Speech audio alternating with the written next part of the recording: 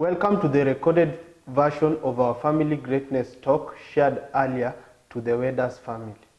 My name is Atanas Sagao from the Department of Clinical Medicine, Kabarak University. Our theme today is how fasting cures type 2 diabetes. One of the most pleasurable things in life is eating, especially eating delicious food. Eating is for life sustenance as well as enjoyment. Eating can also be a source of pain. Bad eating habits leads to malnutrition. Eating can also be an addiction, which leads to what is commonly known as lifestyle diseases. The relationship between eating diseases and fasting has been a major area of medical research. Prominent in this field are people like Dr. Jason Fung, a Canadian nephrologist who researched extensively in the area of diabetes and obesity. I have relied on some of his findings in formulating this talk. So, food in the body. Point number one is food in the body. The body needs 5 types of food: carbohydrates, fats, proteins, vitamins, and minerals. And the main functions of food in the body are 3, which is growth and development, provision of energy for functioning of cells, and also repair for worn out tissues. The food is digested and converted into sugar. The sugar is then absorbed into the blood. So, normally when we eat, food is absorbed in our digestive system and then taken into the bloodstream in forms of sugar. Now, when it is transported in our bloodstream in form of sugar, the sugar in the blood has to be converted into energy. And how does this happen? This happens in the work of insulin. The sugar in the blood has to be converted into energy by the cells. The body uses energy to function, and insulin is a hormone produced by the pancreas that enables the cells of the body to utilize the available sugar for energy. And also, excess of it, insulin stimulates conversion into fats. Then it also enables the cells of the body to uptake the sugar available in the blood. Now, how does insulin enable the cells to absorb sugar?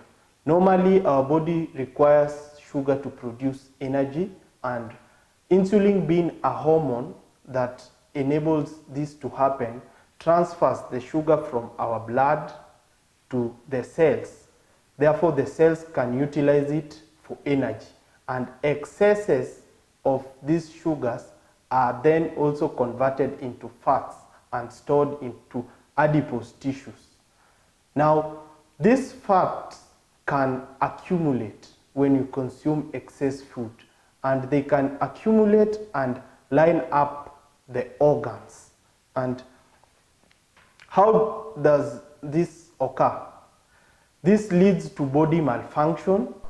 When the body malfunctions, which is as a result of accumulation of fat around the organs such as the pancreas therefore in a continuous way produces more insulin, which therefore later enables the cell to start developing resistance, because when you are exposed to an increased level of insulin for a prolonged duration of time, then your cells will develop resistance to the insulin. Therefore, they won't be able to render the normal functioning of the insulin in the body, which is uptake of blood sugar and also conversion of the excess into fat.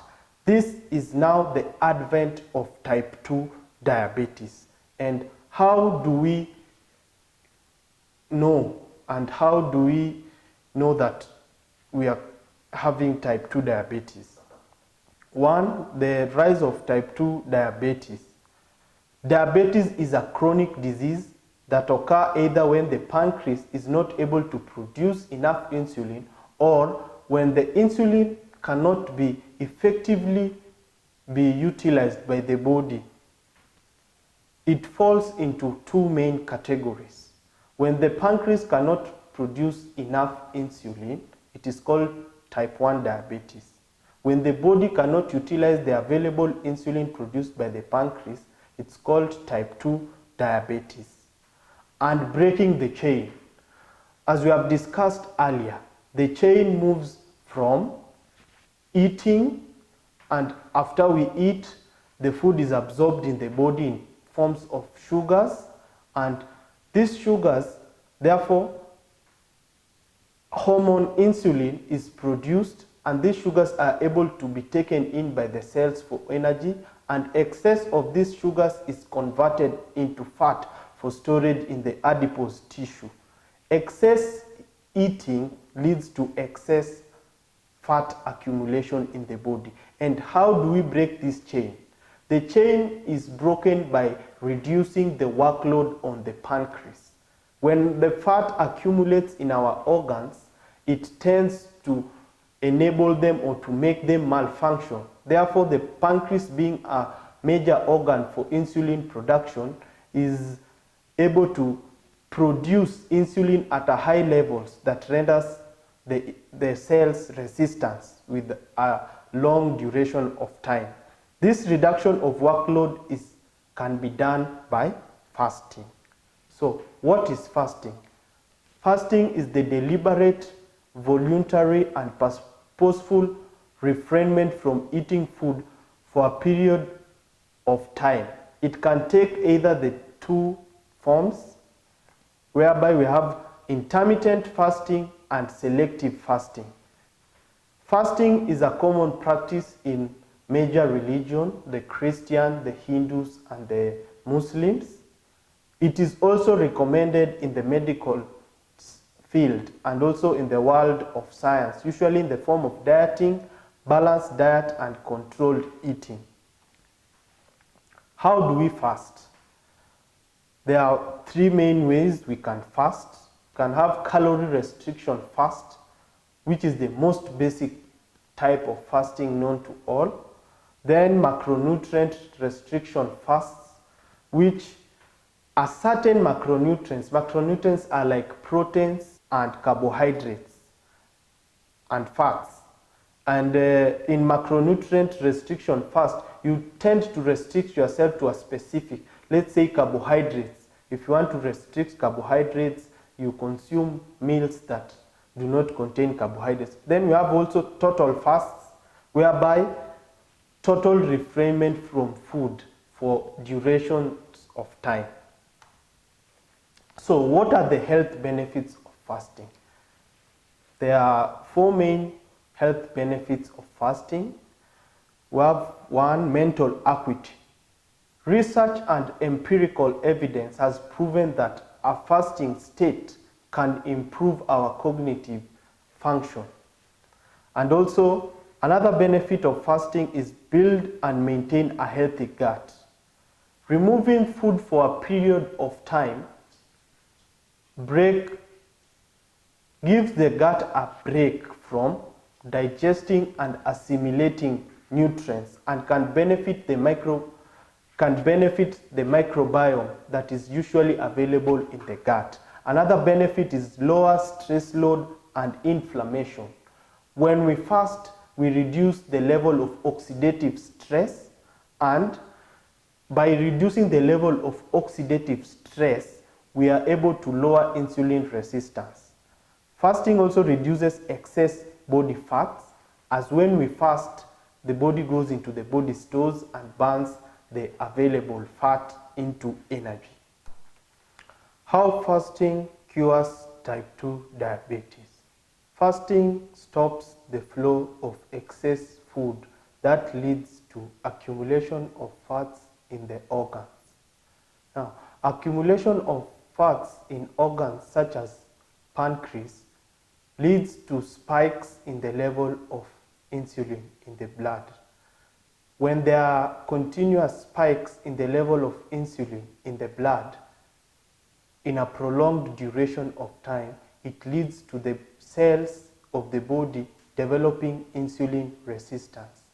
Fasting helps us by breaking these fats that are in the body and also reducing the level in which the organs can accumulate fats, therefore reducing the incidence whereby there can be spikes which lead to resistance. Also, fasting triggers a process called lipolysis. Lipolysis is a process whereby fats are broken down. Stored fat is broken down into energy. In conclusion, fasting has emerged as a medical tool for controlling some diseases. It should be done carefully and with preparation. For those already afflicted, medical advice is necessary before you engage in medical fasting.